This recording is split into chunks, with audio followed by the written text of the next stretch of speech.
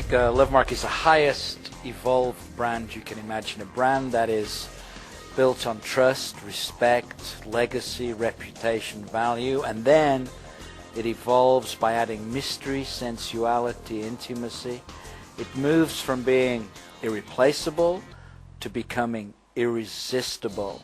Wow. And it's a brand that creates not loyalty for a reason, but loyalty beyond reason. Okay. Give me an example, or a couple of examples of that.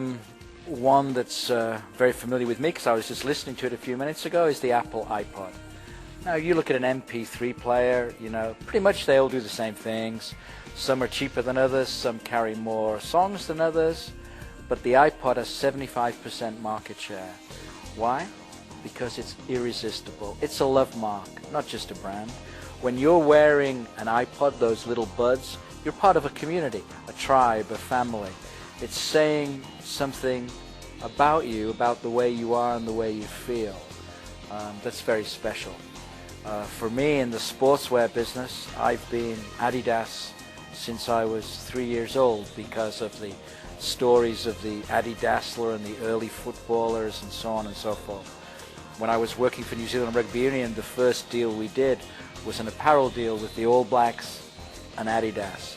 And for me, I'm loyal beyond reason to Adidas.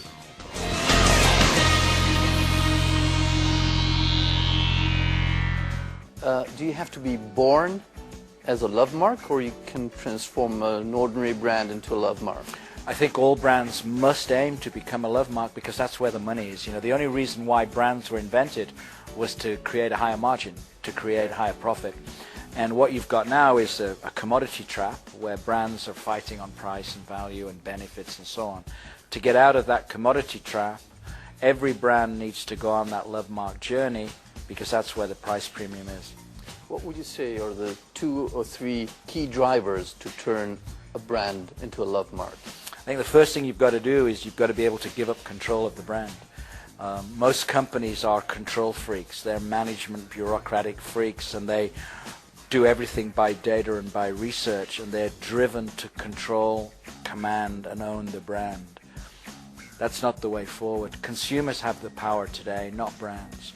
You've got to be able to relinquish that power to engage, to attract consumers. Second thing you've got to do is to have a purpose higher than functionality, because everyone now is interested in the environment, social causes.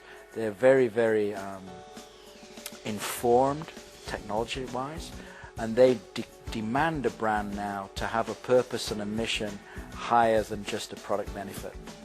It's like adding values to the brand other than the plain functionality. Absolutely. You've got to stand for something or you fall for everything. And those emotional values and beliefs, 80% of our decision making is made emotionally. Okay. 80%, right? We're driven by emotion, and yet most brands are still marketed rationally on price or benefit. And consumers are just going, no, you can't interrupt me, you can't yell at me, you've got to attract and engage me.